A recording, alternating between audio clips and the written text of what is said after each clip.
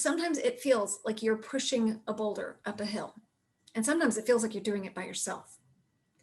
But the more people you can push that boulder up the hill, guess what? That boulder makes it to the top. And that's what we are doing on this Zoom call tonight. We are collectively coming together, sometimes having challenging conversations on the phone, sometimes getting hung up on, sometimes getting just a lot of voicemails. And when you have that conversation though, where you really, the person says, yes, I agree to make a plan, you just changed the face of Texas. So thank you.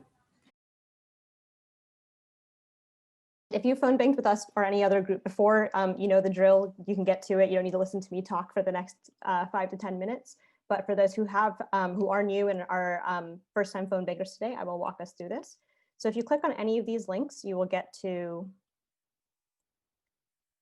this page. You're going to go ahead and click Get Started.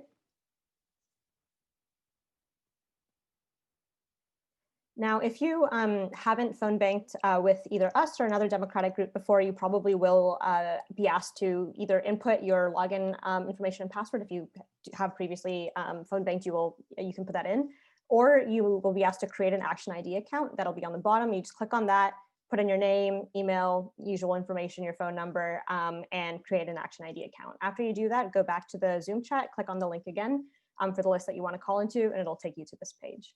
But once you've done that, you can put in a zip code. So if you are in Texas, you can put in your own zip code. Kareem will drop in the chat some of our recommended zip codes. If you want to call into Julie's district, you can put in 78641. That's where I live. We also have a couple of other targeted areas that we are really trying to reach folks in, especially in these next 10 days. And you're going to go, and if you're calling from out of state, you can still put in your out of state zip code. It'll just give you a random assortment of folks in Texas, but we do recommend that you choose some of our recommended zip codes. And then you're going to go ahead and click Begin Making Calls. And so basically, once you get to this page, it gives you the information about the person. So Ruhan, phone number, demographic information, their early voting address, early voting hours, early voting location, polling address, polling location, a lot of info, what congressional district they're in. So they're in Julie's. You've got also information about, so basically information about all of the different races that they have on their ballot.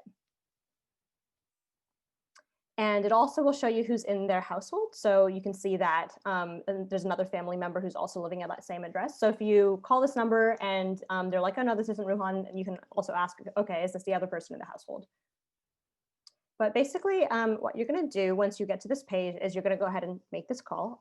You have two options for doing this. You can either manually dial in the number, or we also do Virtual Phone Bank Connect. You can click on this number or click on the call button, and your computer will actually make the call for you. I'll show you later how to make sure that your Zoom is disconnected so that you're not, the Zoom audio isn't interfering with your, using the Virtual Phone Bank Connect. But once you go ahead and make the call, it'll ring, and more often than not, it will go to voicemail, unfortunately. So you're going to go ahead and click I couldn't reach them, and you'll click not home. Now, if it so happens that they pick up, but they're like, please never call me again, take me off your list, you'll put down refused. If it happens that they are deceased, of course, express your condolences and mark that down. If they've moved out of Texas, you can mark that. If they happen to speak Spanish and you don't, you can mark that. We're not going to use callback, busy, or left message. But if it is a wrong number, you can mark that down, or if it's disconnected, and disconnect is for if the number is out of service. So if you get the dial tone and it's like, this number has been disconnected or is no longer in service, you can mark that down. That's not for if the call itself gets disconnected, that's if the number is not in service. And as you see here, you'll get a reminder to double check that if you've talked to anyone else in the household. So again, if you can't reach the person you're intending to reach, but a family member picks up, feel free to go ahead and fill out the information for them. If no one picks up, not home for both members of the family. Now, hopefully we do get some folks on the line. Don't be discouraged if you get wrong numbers, not homes. This is part of phone banking. It is not the most efficient process, but it is the most efficient process we have right now to reach out to our especially undecided voters or low sort of Democrats who don't turn out to vote in very often in our elections. We really need to encourage them these next 10 days to get to the polls. But once you do have someone on the line, you can go ahead and say like, hi, this is Prerna, I'm a volunteer with, and you can say Engage, you can say the, Joe Biden campaign, the Texas Democrats, Muslim Biden, whichever group you want to identify with. And we're going to go ahead and ask like, just how are you doing? How are things going? Check in on them. If they mention a particular issue or problem that's COVID related, you can refer them to the state COVID hotline, that's 211. And then we're going to go ahead and say, the main reason I wanted to talk with you today is to remind you that the election is coming up, or well, the election is currently happening. Will you be supporting Joe Biden for president, MJ Hager, and Democrats up and down the ballot? And then you've got your drop-down menu here of responses. Basically, if they say anything from lean Republican down, if you click on that, it'll generate this response for you. So, I enjoy talking with you. Have a nice day. We can end the conversation there. If they're undecided or they're leaning Democratic, so they're like, I'm thinking about it, but would love more information, or I'm really undecided, you can go ahead and have that conversation with them. Ask them what has you interested in voting for Joe, what issues are important to you. Ask if you can sort of talk about what you care about and why you're supporting the Democrats this year. We do have some talking points on some of our most common, some of our more like topical issues: economy, COVID, healthcare, Joe's personal story. These are all there for you to use as reference. Of course, if you know much more about any of these particular issues, if you're an expert in like the Democratic platform on healthcare, feel free to go well beyond this. Don't be limited by this. But this is here just to have some talking points in your responses. And this is really, really where you can sort of use that community, connection. You can say, if you identify as Muslim, you can say, as a Muslim, this is why I'm supporting the Democrats, and help people understand why you, as a member of their community, are on this team and why you think that they should also be. And at the end of that conversation, we are going to ask again, can we count on your support for Joe Biden and the Democrats for president? And if they're still sort of like, I'm not really feeling it, or like, I think I'm still going for Trump, then okay, I enjoyed talking with you. I hope you'll think about our conversation. Have a nice day. But if they are supporting Biden, or still leading Biden, then great, we're going to go ahead and ask how they plan to vote. This is actually the same thing we get to if right off the bat they say that they're a strong Democrat. They're like, yeah, totally voting for Joe. In which case we're going to go ahead and say, I really appreciate your support. Just want to double check that you have a plan to vote. The best way to ensure a Biden and Democratic victory is to vote as early as possible. Early voting is currently open. Have you decided how you plan to vote this year? And then we've got the drop-down menu again with several options. So the first one is early vote plan made. Now this is if they say like, yeah, I'm going to vote early. I'm planning to go on Sunday at 2 p.m. to XYZ location. You can verify again up here what their early voting location is and the early voting hours. This is the best sort of option that we have. We really want to encourage people to vote early. If it helps, you can remind folks that they will get less calls and texts if they go ahead and vote. We'll take them off our lists. And this really does help us, also reach out to the folks who really need that extra encouragement to get to the polls. If our strong Democrats get out to vote, if our folks who anyway plan to vote as early as possible, we can really move on to contacting some of the folks who could use that extra nudge. And the studies show that the more specific you can get in this part of the conversation, the more likely it is that the person will actually carry out their voting plan. So try and ask, like, when do you plan on going? How do you plan on getting there? Can you bring family members? Just try and talk through like a specific voting plan with them. If they plan to vote early, but they don't have a vote plan yet, again, talk through some of those thoughts and say, when can we count on you to vote? If they plan to vote on election day, whether or not they have a specific plan, we can say, all right, that's fantastic. We'll follow up closer to election day. If you change your mind about voting early, you can find your early voting site at mytexasvotes.com.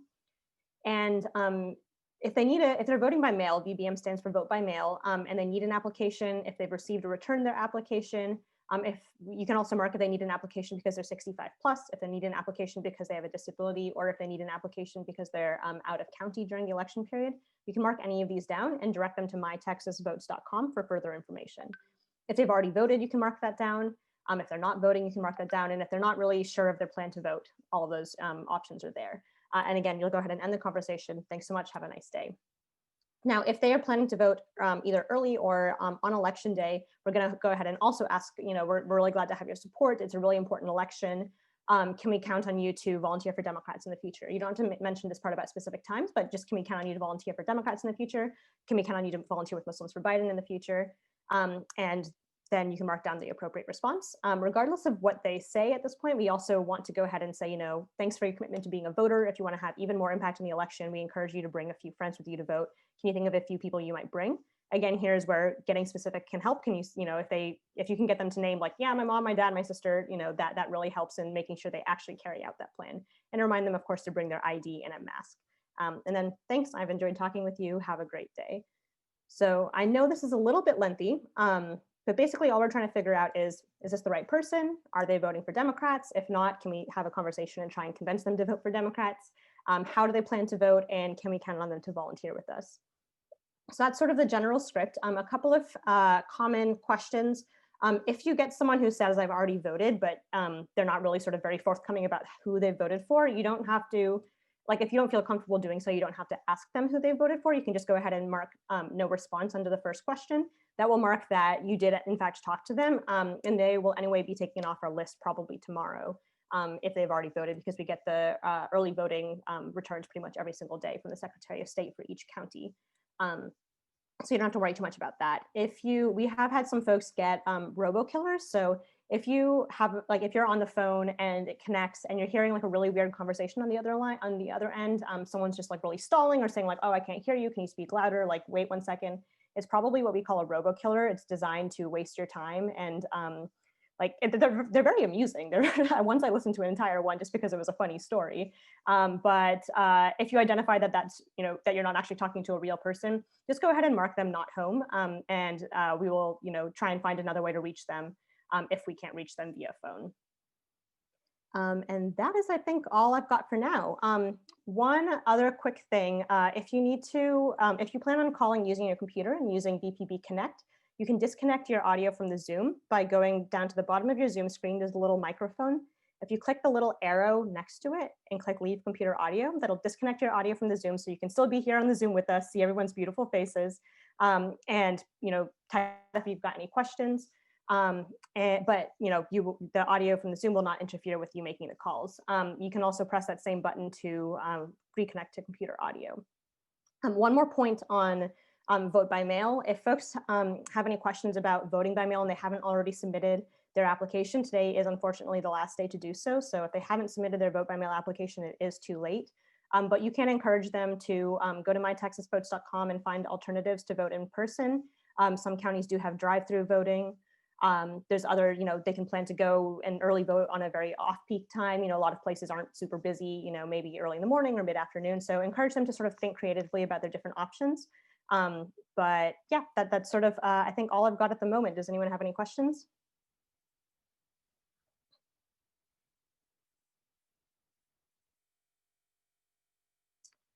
Cool. Well, I think some folks have already gotten to calling. But if you do have any questions, please type in the chat or flag me down. And yeah, thanks so much, y'all, for being here, and happy calling.